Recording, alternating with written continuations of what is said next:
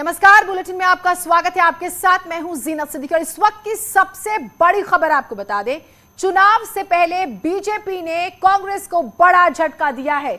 RPN Singh, जिनका हम जिक्र कर रहे हैं, मंत्री रहे, कांग्रेस के सबसे वफादार जो हैं वो कहे जाते रहे, अब उन्होंने इस्तीफा दे दिया है। अच्छी पकड़ कुशीनगर में, आप सरल शब्दों में समझे तो पूर्वांचल में इनकी जो है अच्छी पकड़ रही है। यानी कि कुंवर रतनजीत नारायण सिंह का हम जिक्र कर रहे हैं, पडरौना रियासत से जो हैं वो रहे हैं। तो ये बड़ी खबर इस वक्त की। उनका जन्म 25 अप्रैल 1964 को हुआ। कुशीनगर के क्षत्रिय परिवार से ताल्लुक रखते हैं। पडरौना के पास कुशीनगर लोकसभा सीट से जीतकर वो संसद पहुंचे 2009 में। 4 दशक से राजनीति में सक्रिय हैं, 3 बार विधायक, 1 बार सांसद रहे और अब कांग्रेस का हाथ छोड़ दिया है। वफादार नेताओं में से माने जाते थे और माना जा रहा है कि प्रियंका गांधी के लिए बड़ा झटका, क्योंकि प्रचार प्रसार की भी जिम्मेदारी इन पर रही चुनाव की, और वो यूपी में गृह राज्य मंत्री भी रहे थे। कुशीनगर जिले के रहने वाले हैं, झारखंड में कांग्रेस के प्रभारी रहे थे और यूपी यूथ कांग्रेस के अध्यक्ष भी रह चुके हैं। और वो पूर्व सांसद सीपीएन सिंह के बेटे हैं, जो कि 2009 में कुशीनगर से सांसद बने, 2014 और 19 में लोकसभा चुनाव हार गए थे। तो आप राजनीतिक कद राजा जो है पडरौना का उन्हें कहा जाता है। विनीत हमारे साथ, हमारे सहयोगी जुड़े हुए हैं। विनीत, वैसे तो 3 दिन पहले सुगबुगाहट हुई थी, फिर आज सुबह हुई कि कांग्रेस का उत्तर प्रदेश का एक बड़ा नेता जो है कांग्रेस का हाथ छोड़ने वाला है। अब नाम भी सामने आ ही गया है, क्योंकि बीजेपी दफ्तर का जब हम जिक्र करते हैं वहां की हलचल जरा बताइए। माना जा रहा है कि यहां तो इस्तीफे का जिक्र हो गया, लेकिन 2:30 से 3 बजे वो वहां नजर आएंगे।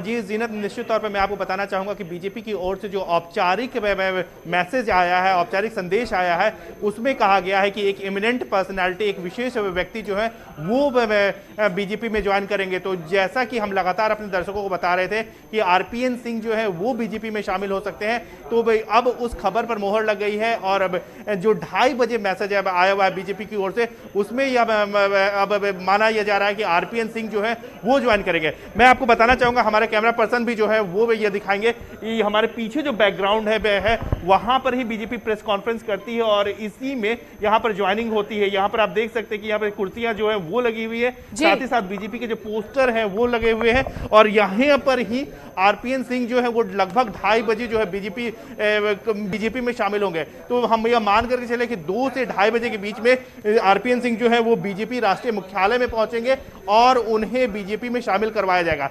एक बड़ी बात यहां पर मैं आपको बताना चाहूंगा कि बीजेपी में यहां पर केंद्रीय चुनाव समिति की बैठक चल रही है और बीजेपी के तमाम बड़े नेता जो हैं वो यहां पर मौजूद है। केंद्रीय गृह मंत्री अमित शाह मौजूद है, बीजेपी के राष्ट्रीय अध्यक्ष जेपी नड्डा मौजूद है, उत्तर प्रदेश के मुख्यमंत्री योगी आदित्यनाथ मौजूद है, उत्तर प्रदेश के दोनों डिप्टी सीएम यहां पर मौजूद है, उत्तर प्रदेश के प्रदेश अध्यक्ष जो है वो भी यहां पर मौजूद है। तो यहां पर जब आरपीएन सिंह आएंगे तब उन्हें बीजेपी में ज्वाइन करवाने के लिए यहां इन्हीं में से कोई बड़े नेता जो है वो आ सकते हैं। तो एक बड़ी बात यहां पर यह आ रही है कि 2:30 बजे। ठीक है, आपसे मैं जरूर अपडेट लूंगी। यहाँ पर रवि भी और अनामिका भी जुड़ी हुई हैं। मैं रवि एक बार आपके पास आती हूँ, फिर अनामिका से भी सवाल होगा। कांग्रेस को कितना बड़ा झटका, क्योंकि प्रचार प्रसार की जिम्मेदारी, और पिता रहे, फिर ये भी रहे, लंबा इनका 4 दशकों का जिक्र हो रहा है, एक राजघराना, तो ये अपने आप में कितना बड़ा नुकसान है कांग्रेस को? देखिए, चुनाव से ठीक पहले अगर कोई बड़ा नेता चला जाता तो उससे बड़ा नुकसान तो कहा ही जाएगा। दूसरी तरफ अगर आप देखें तो आरपीएन सिंह की गिनती होती थी जिनकी राहुल गांधी और प्रियंका गांधी से सीधी बातचीत होती थी। अभी जो कल कैंपेन कमेटी की लिस्ट जारी की गई थी, उन स्टार प्रचारकों में भी आरपीएन सिंह का नाम था। आरपीएन सिंह के पास बड़ी जिम्मेदारी भी दी गई थी, झारखंड के प्रभारी भी थे, तो ऐसे में काफी करीबी भी रहे और बहुत बड़ा झटका इसलिए माना जाए क्योंकि आरपीएन सिंह एक बड़ा चेहरा माने जाते थे उत्तर प्रदेश की राजनीति में कांग्रेस के लिए। एक ओबीसी का बड़ा चेहरा भी ये माने जाते रहे और चुनाव से ठीक पहले अगर इस तरह से कोई जाता है तो वो कम से कम ये इस बात को तो जरूर दर्शाता है कि कांग्रेस के अंदर सब कुछ ठीक नहीं चल रहा है। क्योंकि इससे पहले अगर आप देखें तो ज्योतिरादित्य सिंधिया ने बीजेपी के दामन थामा, जितिन प्रसाद जो कि एक मजबूत ब्राह्मण चेहरा हुआ करते थे कांग्रेस का, उन्होंने बीजेपी का दामन थामा। दूसरी तरफ अगर आप देखें तो सुष्मिता देव जो कि एक महिला विंग की अध्यक्ष हुआ करती थी, उनके बारे में कहा था कि उनका राहुल गांधी, प्रियंका गांधी, सोनिया गांधी से तीनों से उनकी करीबियाँ थी, उन्होंने भी पार्टी छोड़ी, टीएमसी का दामन थाम लिया। तो इस तरह से दिखला रहा है कि कांग्रेस में सब कुछ ठीक नहीं चल रहा है। जहाँ तक आरपीएन सिंह का सवाल है, आरपीएन सिंह आज सुबह 9 बजे ही अपने घर से निकल चुके थे और उनके बाद से जब लगातार कोशिश की जा रही थी कि उनसे संपर्क नहीं हो पाता, उसका उन्होंने जानकारी दी कि उन्होंने इस्तीफा दे दिया। तो उत्तर प्रदेश के चुनाव से ठीक पहले जहां पर प्रियंका गांधी लगातार लगी हुई हैं, लड़की हूं लड़ सकती हूं कैंपेन चला रही है, वहां पर लगातार दौरे चल रहे थे, डोर टू डोर कैंपेन चल रहे, उस दौरान एक बड़े नेता के जाना कहीं बहुत बड़ी झटके के तौर पे है कांग्रेस के लिए। एक चीज दुरुस्त करेंगे कि ओबीसी बड़े नेता माने जाते हैं। एक रिएक्शन आया वो सुनाते हैं, फिर बातचीत और ज्यादा हम आगे बढ़ाएंगे। डेवलपमेंट इस बीच दिल्ली में हो गया। आरपीएन सिंह जो कि आप ही के क्षेत्र से आते हैं, पूर्व केंद्रीय मंत्री रहे हैं, वो आज कांग्रेस छोड़ चुके हैं, इस्तीफा दे दिया उन्होंने और बीजेपी में शामिल हो रहे हैं। वो क्या लगता है आपको कि बीजेपी ने आपको काउंटर करने के लिए उस क्षेत्र में आरपीएन सिंह को अपने पाले में लेके आ रही है? देखिए, आरपीएन सिंह जी परोना के केवल नेता हैं, उसके अलावा उनको कोई जानता तक नहीं, उनका कोई जनाधार तक नहीं है, और वो भी अपनी विधानसभा के, इसके सिवा उनका कोई वो नहीं है। तो ऐसे लोग कहीं दूर दूर तक पीछे खड़े नहीं हो सकते हैं। इसलिए अगर भारतीय जनता पार्टी कहीं गलत मुगालते में उनको प्रयोग करना चाहती है तो उनका प्रयोग भी विफल होगा और भारतीय जनता पार्टी बुरी तरह हारेगी। तो यहाँ पर स्वामी प्रसाद मौर्य को सुना आप सभी लोगों ने। अनामिका, आपने सवाल जरूर किया और आजकल इसी अंदाज में जो है स्वामी प्रसाद मौर्य जवाब भी देते हैं, लेकिन ये बात सही है कि पूर्वांचल में एक बड़ा चेहरा, कांग्रेस का स्टार प्रचारक, लंबे समय से राजनीति करने वाला, डायरेक्ट रीच जिसकी राहुल गांधी प्रियंका गांधी से हो, तो क्या ये नुकसान नहीं है और क्या ये चुनौती नहीं है अब समाजवादी पार्टी के लिए भी? और देखिए, ज्योतिरादित्य सिंधिया और जितिन प्रसाद के बाद ये बीजेपी का बड़ा ऑपरेशन है कांग्रेस के भीतर, इसमें कोई दो राय नहीं है। लेकिन सबसे बड़ी बात यह है कि 2022 के चुनाव में, विधानसभा चुनाव के ठीक पहले आरपीएन सिंह का कांग्रेस से इस्तीफा देकर बीजेपी में शामिल होना क्या संदेश देता है और आने वाले दिनों में समीकरण क्या बनते हैं? ये सवाल मैंने पूछा भी था स्वामी प्रसाद मौर्य से कि अगर आरपीएन सिंह चुनाव लड़ते हैं पडरौना से तो क्या हालात होंगे या क्या स्थिति पूर्वांचल में होगी उनके लिए। इस पर उनका यह जवाब था कि आरपीएन सिंह का पडरौना से इतर कोई अपना जनाधार नहीं है और शायद यही वजह है कि वो उनके लिए चुनौती भी नहीं है। हालांकि देखना यह होगा कि बीजेपी में शामिल होने के बाद आरपीएन सिंह को जिम्मेदारी क्या दी जाती है, क्या वो विधानसभा का चुनाव लड़ते हैं या सिर्फ स्टार कैंपेनर के तौर पे बीजेपी के लिए प्रचार करेंगे। हालांकि आरपीएन सिंह के नाम को लेकर सुगबुगाहट पहली बार नहीं है, या पहली बार ऐसा नहीं है कि जब वो बीजेपी में ज्वाइन करने के लिए दिल्ली में खबरें आ रही है ऐसी। इसके पहले भी कई मौके ऐसे बड़े आए जब ये खबर आई कि आरपीएन सिंह पार्टी ज्वाइन कर सकते हैं, लेकिन तब कांग्रेस आलक मान ने आरपीएन सिंह को मना लिया। लेकिन इस बार आरपीएन सिंह पूरा मन बना चुके हैं, उन्होंने इस्तीफा दे दिया है, ट्विटर से अकाउंट से अपने कांग्रेस का बैकग्राउंड हटा भी दिया है और 2:30 बजे से खबर आ रही है कि वो बीजेपी ज्वाइन कर सकते हैं। देखिए, चुनाव पूरा परसेप्शन का खेल होता है, जहां पे आप परसेप्शन क्लियर करते हैं जनता के बीच में कि कौन सी पार्टी मजबूत है, कितना काम करती है, कितना किसका असर है। अनामिका, इसी में एक और सवाल, क्योंकि आपने परसेप्शन का जिक्र किया और इन दिनों हम सबसे ज्यादा इमेज वाले पार्ट पर भी देख रहे हैं। तो आरपीएन सिंह एक सॉफ्ट स्पोकन लीडर और एटलीस्ट ये माना जाता है कि इमेज जो है वो क्लीन है, क्योंकि जैसे जैसे एसपी की लिस्ट आती है बीजेपी सबसे ज्यादा अटैक ही इस इमेज वाले कैरेक्टर पर करती है कि इमेज, आप ऐसे प्रत्याशी उतारे जिनकी इमेज खराब है। तो ये भी एक फेवर में जा सकता है। देखिए, सबसे बड़ी बात की चाहे ज्योतिरादित्य सिंधिया हो या सचिन पायलट हो या जितिन प्रसाद हो या फिर आरपीएन सिंह, ये सभी राहुल गांधी के खेमे के नेता, पढ़े लिखे नेता और अच्छे पॉलिटिकल बैकग्राउंड से आने वाले नेता माने जाते रहे हैं। और बेशक कोई दाग नहीं है इन पर, तो ये बहुत ही क्लीन छवि वाले नेता माने जाते रहे हैं, तो उसका फायदा बीजेपी को जरूर होगा। हालांकि हमने ये देखा कि पिछले दिनों जिस तरीके से समाजवादी पार्टी में बीजेपी के 1.5 दर्जन से ज्यादा विधायकों ने समाजवादी पार्टी को ज्वाइन किया, उसके बाद बीजेपी का ये जो ऑपरेशन चल रहा है पन्ना यादव के बाद, ये अब तक का सबसे बड़ा मास्टर स्ट्रोक कहलाएगा ये पूर्वांचल के लिहाज से। लेकिन देखना ये भी होगा कि सिर्फ पार्टी ज्वाइन कराने के इतर आरपीएन सिंह को क्या रिस्पांसिबिलिटी मिलती है बीजेपी में, और वो बीजेपी के स्टार कैंपेनर के तौर पे कितना प्रचार करते हैं पूर्वांचल में बीजेपी के लिए। बिल्कुल, तो ये बहुत महत्वपूर्ण है। और फिर एक और बहुत महत्वपूर्ण सवाल ये उठता है, सबसे बड़ी बात ये कि बीजेपी क्या पाएगी, आरपीएन सिंह को क्या मिलेगा, क्योंकि कांग्रेस और सपा खोएगी। अगर हम एक तरफ देखें, अगर कुछ खोते हैं तो उधर सपा को चैलेंज मिल जाएगा, कांग्रेस का नुकसान हो गया, लेकिन आरपीएन सिंह को क्या मिलेगा, बीजेपी को क्या फायदा होगा, सवाल तो ये भी पूछा जाएगा। देखिए जीनत, बिल्कुल बहुत महत्वपूर्ण सवाल पूछा आपने, क्योंकि हमने ये देखा है कि बीजेपी में जितने भी बाहरी नेता आए हैं उनको बीजेपी ने सम्मान पूरा दिया। जितिन प्रसाद को ही देख लीजिए आप, जितिन प्रसाद कांग्रेस छोड़ करके जब वो आए यहाँ पर, उस वक्त उनको एमएलसी बनाया गया और सरकार में और मैं आपके पास आती हूँ। राशिद अल्वी साहब हमारे साथ जुड़े हुए हैं, बड़े नेता हैं कांग्रेस के। राशिद साहब, अब आपके सहयोगी रहे हैं और हम लगातार उनके राजनीतिक सफर का जिक्र कर रहे हैं। अगर कांग्रेस को उन्होंने छोड़ दिया, बीजेपी में जाते हैं, कितना बड़ा नुकसान है ये पार्टी के लिए? आपकी प्रतिक्रिया? ये सवाल नुकसान और फायदे का नहीं है। सवाल ये है कि आरपीएन सिंह हमारे साथी थे और पार्टी से चले गए, इस्तीफा दे दिया। उनसे बात करनी चाहिए थी, उनकी शिकायतें दूर करनी चाहिए थी। और ये बहुत सीरियस मामला है। कांग्रेस, हमारी पार्टी की हाईकमान को, लीडरशिप को विचार करना चाहिए कि एक एक करके क्यों छोड़ते जा रहे हैं। लगातार कोई ना कोई खबर आ जाती है और आरपीएन सिंह की कई महीने से खबर आ रही थी कि वो पार्टी छोड़ सकते हैं। उनसे बात करनी चाहिए थी। ये बहुत चिंता का विषय है और कांग्रेस पार्टी को इस पे संजीदगी के साथ विचार करना पड़ेगा कि क्यों राशिद साहब, मैं आपकी बात में भी एक सवाल और एक नाराजगी जरूर महसूस कर पा रही। मैं चाहूंगी आप उस पर हमारे साथ खुलकर बात करें। क्या डेमोक्रेसी नहीं है, बातचीत नहीं हो पाती है? लेकिन जब आरपीएन सिंह का हम जिक्र करते हैं, माना जाता है कि डायरेक्ट रीच रही है, राहुल गांधी हो, प्रियंका गांधी हो, उनसे सीधी बातचीत रही है, तो क्या उन्हें सुना नहीं गया? आप इनडायरेक्टली ये कह रहे हैं? देखिए, ये मुझे नहीं मालूम है कि आरपीएन सिंह ने बात करने की कोशिश की या नहीं की, लेकिन कम्युनिकेशन गैप तो कहीं ना कहीं है और जिसकी वजह से ये लोग छोड़ के जा रहे हैं। ये अनफॉर्चुनेट है।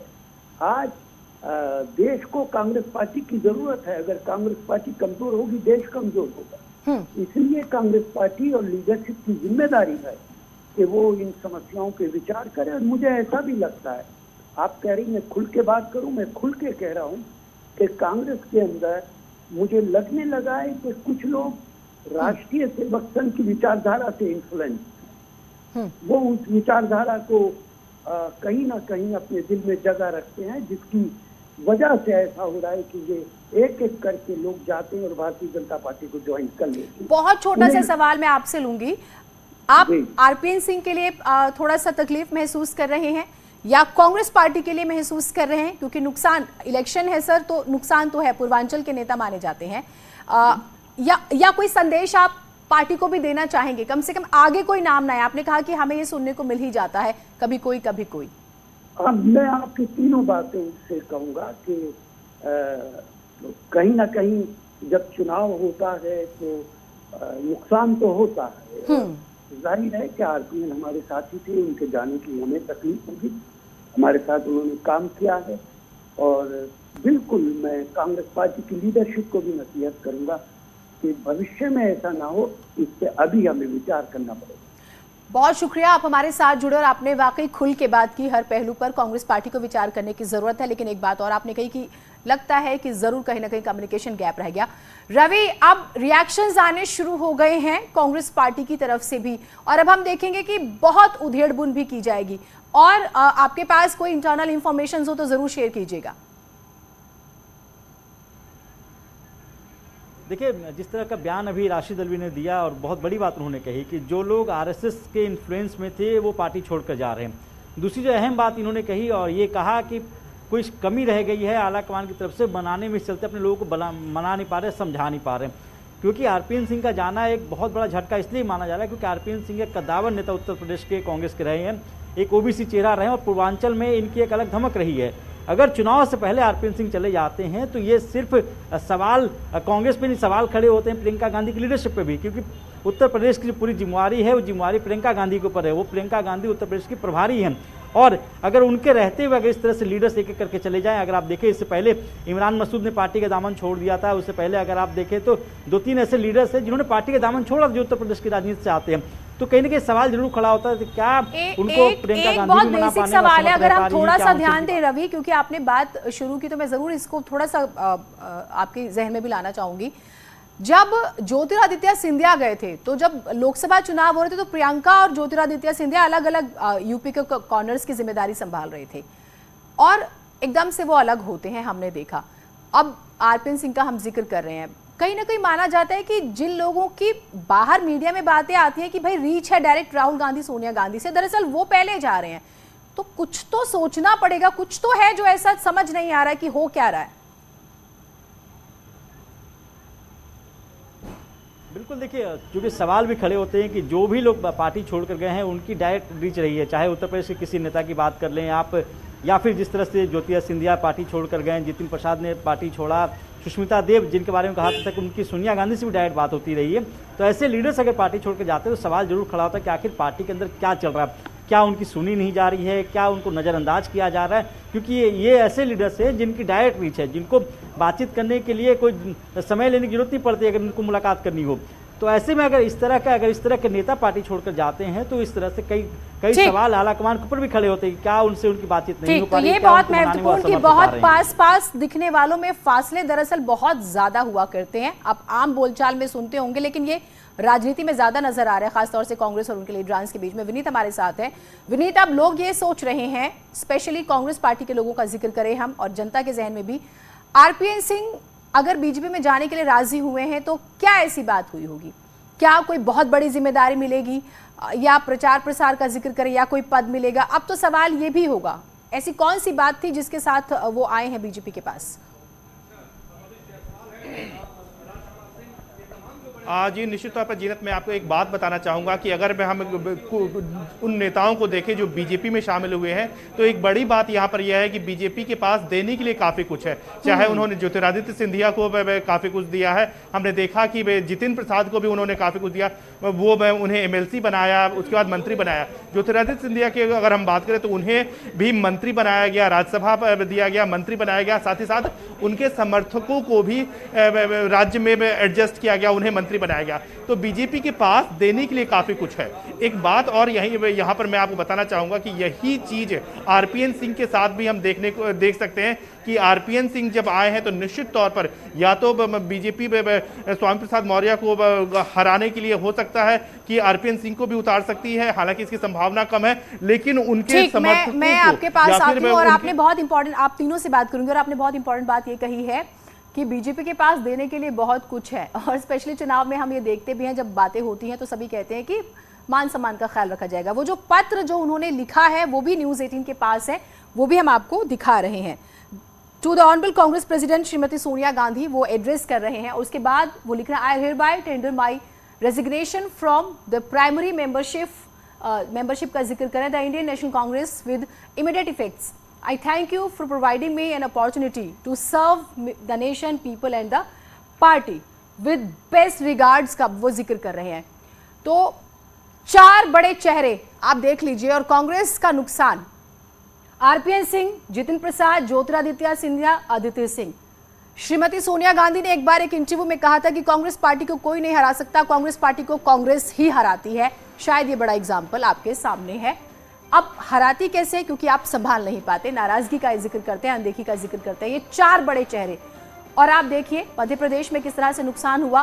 ग्वालियर से ज्योतिरादित्य सिंधिया बड़े नेता माने जाते हैं, इमेज जब बात हो रही है, आजकल इमेज बहुत मैटर करता है, उस लिहाज से भी कितना बड़ा नुकसान। आदित्य सिंह लंबे समय से नाराजगी जाहिर करती रही, लड़की हूं लड़ सकती हूं की बातें होती हैं उत्तर प्रदेश में, लेकिन कितना सुना गया वो आप अंदाजा लगा सकते हैं, आज बीजेपी में है। जितिन प्रसाद बड़ा ब्राह्मण चेहरा माने जाते हैं उत्तर प्रदेश का, पार्टी को कितना नुकसान हुआ होगा आप अंदाजा लगाइए। और आरपीएन सिंह का हम जिक्र कर रहे हैं, 4 दशक की राजनीति इनके पिताजी भी रहे राजनीति में, और उसके बाद कांग्रेस पार्टी को छोड़ रहे हैं। वो शुक्रिया जरूर अदा कर रहे हैं, लेकिन ये लेटर जो है आप देख पा रहे हैं हमारी स्क्रीन पर, और बाकायदा उन्होंने सोनिया गांधी को लिखा, और फिर I thank you for providing me an opportunity to serve the nation, people and the party with best regards, RPN Singh, बाद में उनके साइन। तो ये लेटर हम आपको टेलीविजन स्क्रीन पर दिखा पा रहे हैं। और माना यह जा रहा है कि पूर्वांचल में दरअसल स्वामी प्रसाद मौर्य के सामने इन्हें खड़ा किया जा सकता है। सवाल न्यूज़ 18 ने स्वामी प्रसाद मौर्य से भी पूछ लिया, जरा सुनिए क्या कहा उन्होंने। एक बड़ा डेवलपमेंट इस बीच दिल्ली में हो गया। आरपीएन सिंह जो कि आप ही के क्षेत्र से आते हैं, पूर्व केंद्रीय मंत्री रहे हैं, वो आज कांग्रेस छोड़ चुके हैं, इस्तीफा दे दिया उन्होंने और बीजेपी में शामिल हो रहे हैं। वो क्या लगता है आपको कि बीजेपी ने आपको काउंटर करने के लिए उस क्षेत्र में आरपीएन सिंह को अपने पाले में लेके आ रही है? देखिए, आरपीएन सिंह जी परोना के केवल नेता हैं, उसके अलावा उनको कोई जानता तक नहीं, उनका कोई जनाधार तक नहीं है, और वो भी अपनी विधानसभा के, इसके सिवा उनका कोई वो नहीं है। तो ऐसे लोग कहीं दूर दूर तक पीछे खड़े नहीं हो सकते हैं। इसलिए अगर भारतीय जनता पार्टी कहीं गलत मुगालते में उनको प्रयोग करना चाहती है तो उनका प्रयोग भी विफल होगा और भारतीय जनता पार्टी बुरी तरह हारेगी। अच्छा, इस बीच बीजेपी ने स्ट्रेटेजी भी ये अपनाई है। अब विनय शाक्य को लेकर के उन्होंने उनकी बेटी रिया शाक्य को टिकट दे दिया। इसके अलावा उन्होंने अपर्णा यादव को अपने पाले में लेके चले गए वो। अब आरपीएन सिंह को लेकर के आए वो। तो हर मुद्दे की काट तलाश रहे हैं। कोई राजनीतिक वजूद नहीं है और सब औंधे मुंह गिरेंगे। आरपीएन सिंह से आपको कोई नुकसान नहीं होगा क्षेत्र में? अपने कोई नुकसान नहीं है और हम नहीं, हमारा कोई अदना सा कार्यकर्ता भी समाजवादी पार्टी से लड़ेगा तो सीट जीतेगा। और आरपीएन तो स्वामी प्रसाद मौर्य को सुना और उनका कहना है कि कोई नुकसान नहीं। अनामिका से हम जरूर बात करेंगे लेकिन वो थोड़ा सा बिजी है। विनीत, सवाल जो है वो बार बार पूछा जा रहा है, मैं आपके पास आती हूँ। अनामिका, अगर आप मेरी आवाज सुन पा रही हैं तो इसे कितना माना जाए कि कोई नुकसान नहीं, कोई फर्क नहीं पड़ेगा? फर्क तो पड़ता है।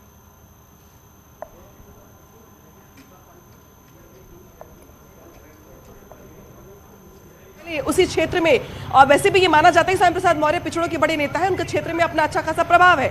लेकिन आरपीएन सिंह केंद्रीय मंत्री भी रह चुके हैं, कांग्रेस के एक महत्वपूर्ण स्तंभ के तौर पर थे वो, और वहां से अगर आते हैं वो, चुनाव मैदान में उतरते हैं वो, स्वामी प्रसाद मौर्य के सामने दिक्कतें तो होंगी। इससे ज्यादा इंपॉर्टेंट बात ये भी है कि जो आरपीएन सिंह है वो कांग्रेस के स्टार प्रचारक भी रहे हैं, तो बीजेपी उनको भी अपने स्टार प्रचारक की लिस्ट में शामिल करेगी। और स्टार प्रचारक के तौर पे आरपीएन सिंह की जो भूमिका होगी वो भी देखा जाएगा कि भविष्य में क्या होती है।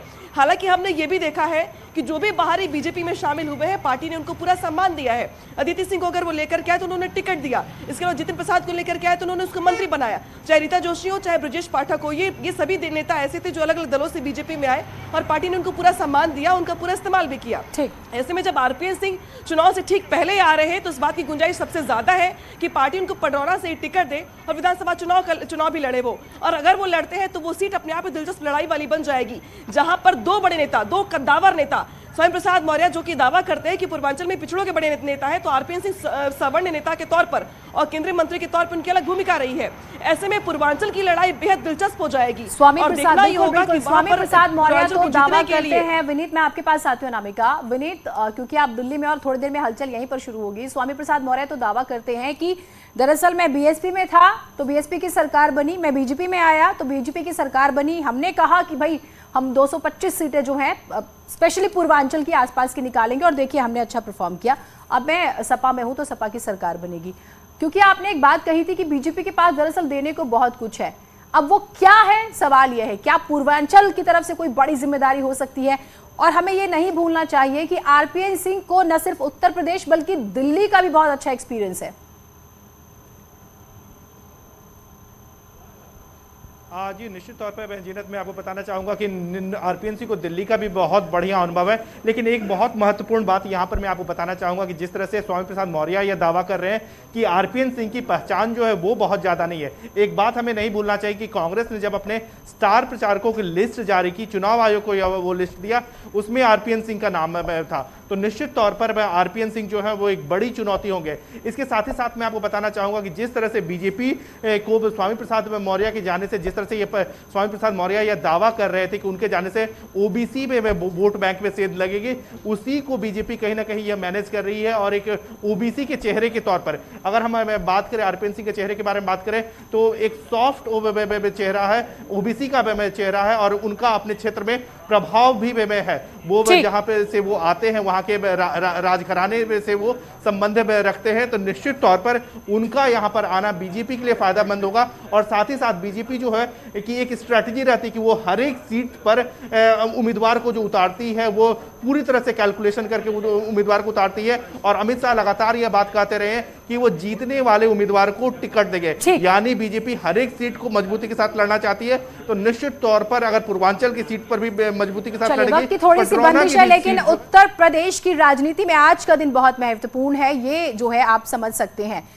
और अब जो है न्यूज 18 यूपी उत्तराखंड चुनाव पर एक आसान से सवाल का जिक्र करेगा, जिसका सही जवाब देने पर आज आप अपना नाम टीवी पर देख सकते हैं। आज का सवाल आपको बता दें, यूपी के पहले मुख्यमंत्री कौन थे? ऑप्शंस: गोविंद वल्लभ पंत, सुचेता कृपलानी, चरण सिंह, कमलापति त्रिपाठी। सही जवाब आप देंगे तो आपका नाम आज हम अपने चैनल पर यूज करेंगे। एक छोटा सा ब्रेक ले रहे हैं, कहीं मत जाइएगा।